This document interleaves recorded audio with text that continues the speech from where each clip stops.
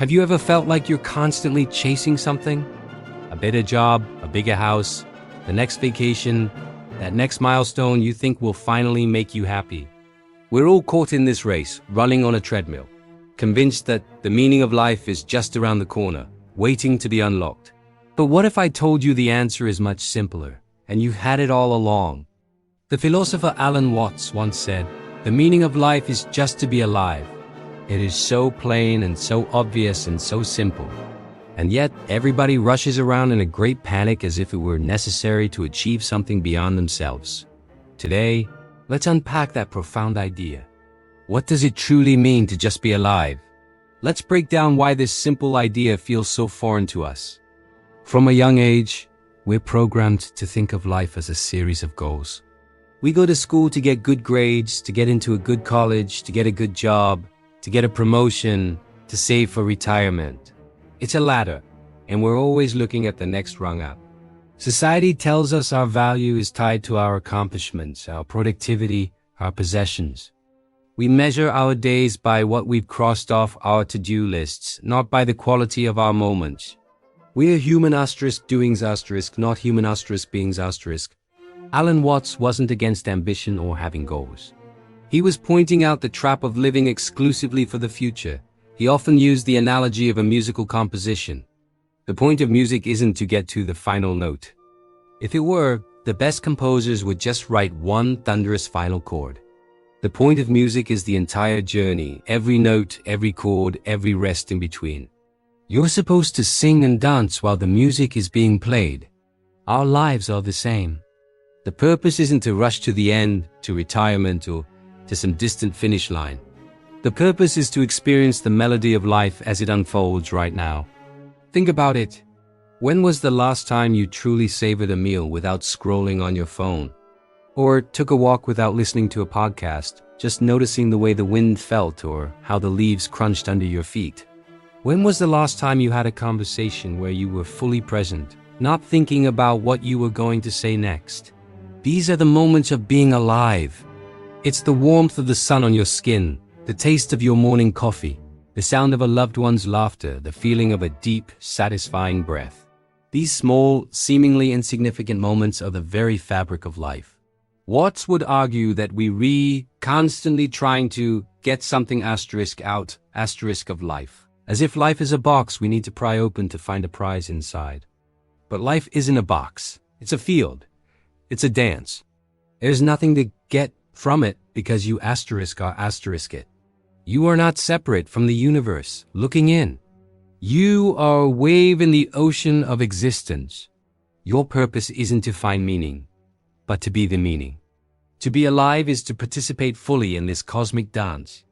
So, how do we practice this? How do we escape the panic and just be?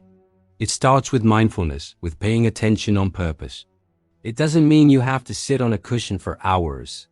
It means bringing your full attention to whatever you're doing. When you're washing the dishes, feel the warm water on your hands. Notice the scent of the soap. Hear the clinking of the plates.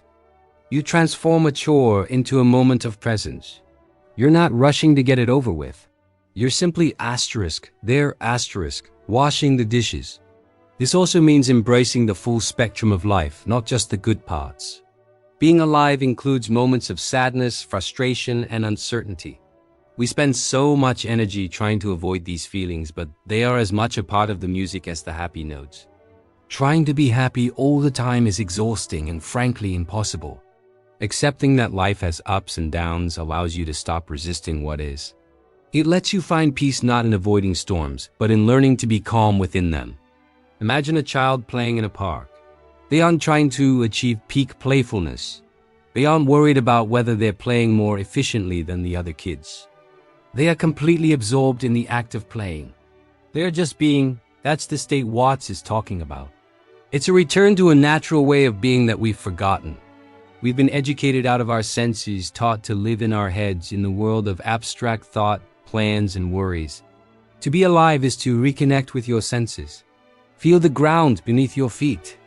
Listen to the symphony of sounds around you right now, the hum of your computer, a distant bird, the rhythm of your own breathing. This is the texture of your life.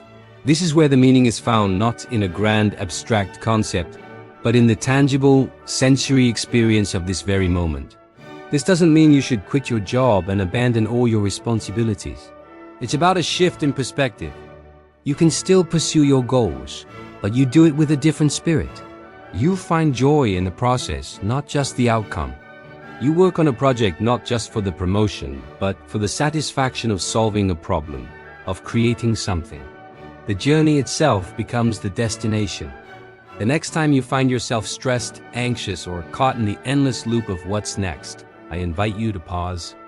Take a deep breath. Ask yourself, what does it feel like to be alive, right here, right now? Look around you. Find one thing you can see, one thing you can hear, and one thing you can feel. Ground yourself in the present. You might just find that the meaning you've been searching for has been with you all along, hidden in plain sight. The meaning of life is just to be alive.